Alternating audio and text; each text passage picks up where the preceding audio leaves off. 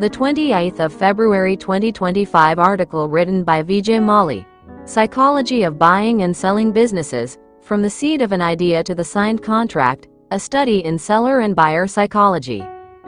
Before we dive in, don't forget to subscribe to our YouTube channel for more insights into the world of business transactions. Also, follow our WhatsApp channel, Facebook, and Instagram for daily updates and exclusive content. The journey of buying or selling a business begins long before the first handshake or the initial offer. It starts with a subtle shift, a quiet contemplation, a seed of an idea that germinates in the minds of both the seller and the buyer. This is where the psychology of the business seller and the psychology of the business buyer begin their distinct, yet intertwined paths. For the seller, it might be a weariness, a sense of completion, or the allure of a new chapter. Picture this.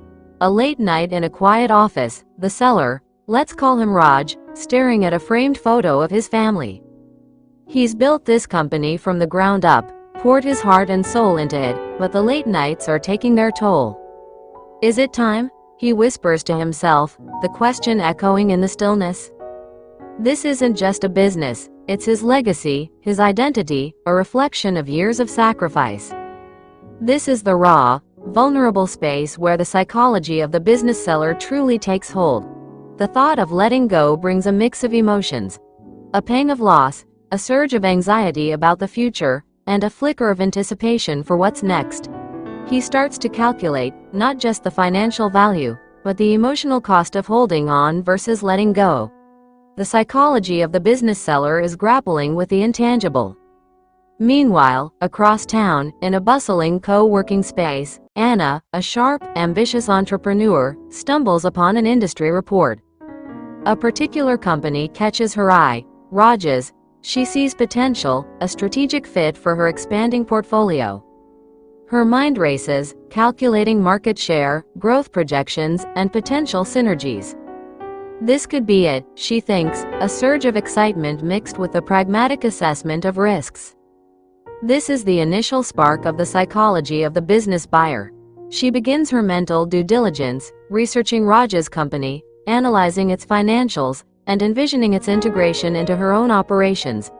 The initial spark is fueled by ambition, a desire to expand her empire, but beneath the surface lies the thrill of the chase, the intellectual challenge of a complex acquisition. The psychology of the business buyer is driven by opportunity and a forward-looking vision.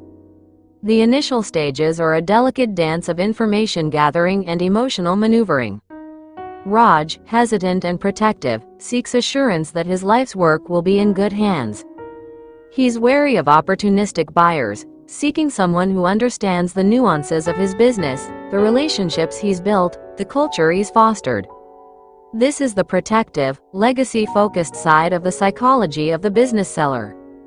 Anna, on the other hand, is focused on gathering data, assessing the true value, and positioning herself for a favorable negotiation.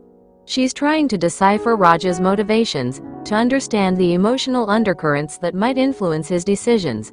This is the strategic, analytical side of the psychology of the business buyer. Both are engaged in a silent game of observation, each trying to gauge the other's intentions, their strengths, and their vulnerabilities. This is where the psychological battle begins, a subtle interplay of fear, hope, ambition, and legacy. The psychology of the business seller and the psychology of the business buyer are engaged in a complex dance. It's not just about the numbers, it's about the stories behind them, the dreams they represent, and the futures they will shape.